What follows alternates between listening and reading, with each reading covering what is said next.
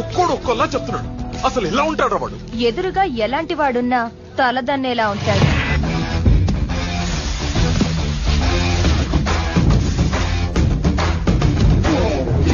వాడి blood వాళ్ళగే B negative.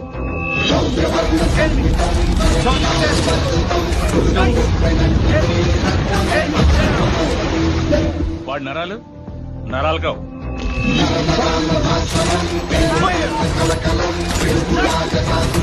High tension వైర్లు.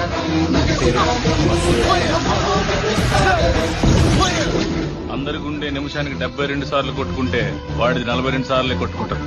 Napoleon heart అంటారు.